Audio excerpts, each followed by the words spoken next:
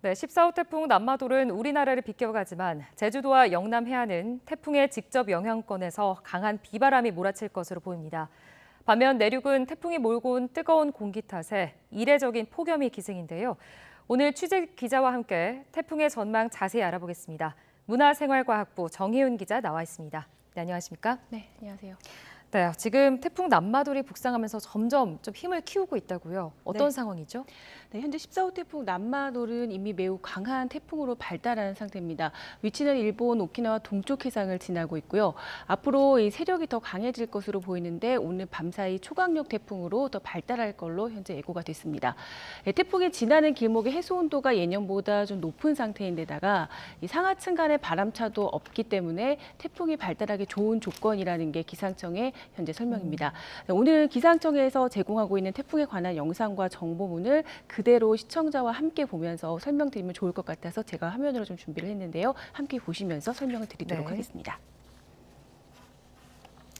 네, 지금 보시는 화면은 기상청 방재기상정보 사이트에서 제공하고 있는 태풍 정보문입니다. 오늘 아침 10시 자료고요. 현재 태풍 중심기압 920헥토파스칼, 중심 풍속 초속 53m 정도입니다. 강풍 반경이 420km 정도고요. 매우 강한 태풍입니다. 오늘 밤 사이에 지금 보시면 고수온 해역을 지나면서 초강력 태풍이 될 걸로 보입니다. 이제 위성 요상을 지금 보고 계신데요. 현재 남마돌의 위성 현재 모습입니다. 태풍의 눈이 지금 또렷이 보일 정도로 매우 강하게 발달했고 주변 소용돌이도 무척 큰 걸 확인할 수가 있습니다. 귤수로 상륙하는 시점인 19일쯤에는 세력이 더 한 단계 약화할 것으로 보이지만 그래도 중심 기압은 흰남노보다도 비슷하거나 조금 강할 것으로 현재 예상이 되고 있는 상황입니다. 자, 앞으로 예측 경로도 좀 살펴보시면 좋을 것 같은데요. 월요일쯤 규슈에 상륙할 것으로 보이고 이후 열도 북부를 따라서 이동하겠습니다. 폭풍 경로고요. 이후 강풍 반경입니다. 지금 파란색 지역의 영남 해안 지역까지 지금 영향을 주는 걸 볼 수가 있습니다. 태풍이 우리나라를 비껴가지만 영남 해안과 제주도까지 직접 영향권에 들겠고 울산의 경우는 19일 오후 1시 그리고 서귀포 지역은 새벽 5시 최근접 시간이 되겠습니다.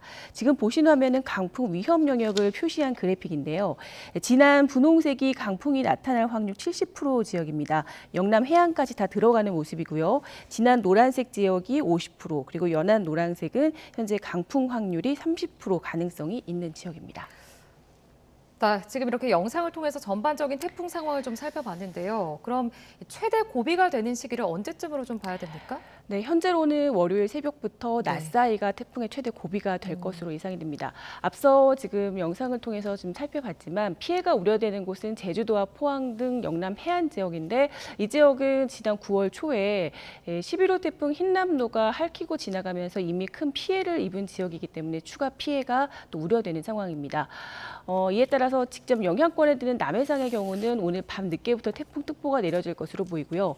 내일부터는 제주도와 영남 해안 지역에도 순차적으로 태풍특보가 점차 내려질 것으로 예상이 되고 있습니다. 네, 지금 이 지역에서 비바람 정도도 어느 정도로 좀 예상을 해야 되나요?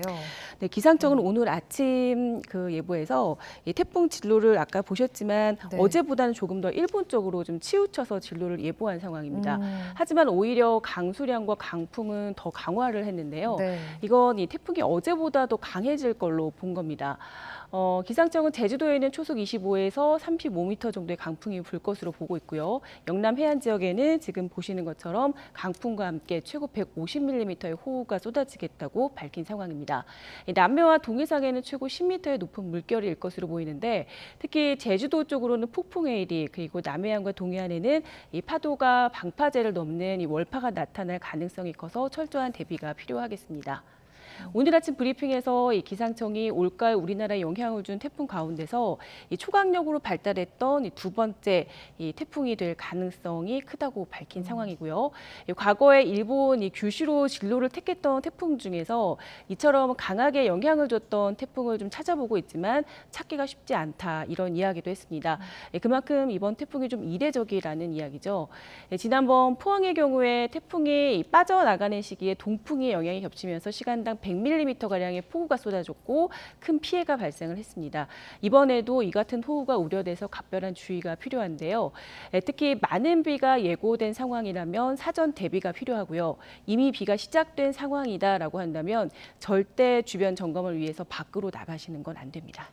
네, 지금 내륙은 또 때 아닌 폭염특보가 있습니다. 굉장히 네. 지금 요 근래 들어서 더웠거든요. 네, 맞습니다. 이것도 태풍의 영향 때문으로 좀 해석을 해야 되나요? 네, 역시 태풍의 영향입니다. 현재 어제부터 경기 남부와 영서지방 네. 그리고 충청 또 호남 내륙 등의 폭염주의보가 내려져 있습니다. 더위가 물러나는 시기 그것도 이 9월 중순에 이렇게 폭염주의보가 내려지는 건 2011년 이후에 11년 만입니다. 14호 태풍 남마돌이 북상을 하면서 유입된 수증기가 원인인데요. 지금 화면으로 보이고 있죠. 동쪽으로 유입된 바람이 태백산맥을 넘으면서 서쪽 지방 기온을 30도 안팎까지 크게 끌어올릴 겁니다.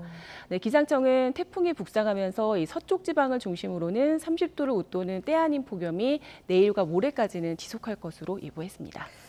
네, 또 이제 한 가지 드리고 싶은 게 이제 유독 체감적으로 느끼기에도 태풍이 올 가을에 왜 이렇게 많지 이런 생각이 좀 들거든요. 맞습니다. 이 이유가 뭐라고 좀 보세요? 쉽지 않은 질문이신데 올해 가을 9월에만 벌써 우리나라 주변까지 이 북상을 하면서 우리나라를 좀 위협했던 태풍이 벌써 흰남노 이후에 4개째입니다. 네, 전문가들은 이 해수 온도에서 그나마 그 원인을 찾고 있는데요. 네. 3년째 지금 라니냐가 이어지고 있어서 서태평양 수온이 계속 상승을 했다는 겁니다. 필리핀 동쪽 해상과 그리고 일본 남동쪽 해상 등에서 태평양의 이 고위도 지역의 그 해수 온도가 현재 30도 안팎을 유지를 하고 있습니다. 그만큼 태풍이 만들어지고 발달하면서 세력을 유지할 수 있는 연료가 좀 충분해졌다는 거고요.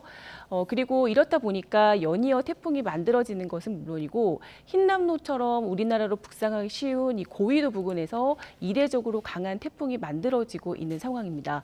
태풍 전문가들은 현재 온난화의 영향으로 앞으로 강하고 또 이례적인 경로를 보이는 태풍이 자주 나타날 것으로 예보를 하고 있습니다. 그러니까 내다보고 있는 상황이죠. 특히 일부 모델에서는 이번 태풍이 지나간 뒤에도 15호 태풍이 탈라스가 될 열대 저압부를 모사를 하고 있는 상황이어서 이에 대한 대비도 필요할 것으로 보입니다. 네, 아무쪼록 이 태풍 대비 잘해서 피해가 없었으면 좋겠습니다. 네, 여기까지 듣겠습니다. 지금까지 문화생활과학부 정혜윤 기자와 이야기 나눠봤습니다. 고맙습니다.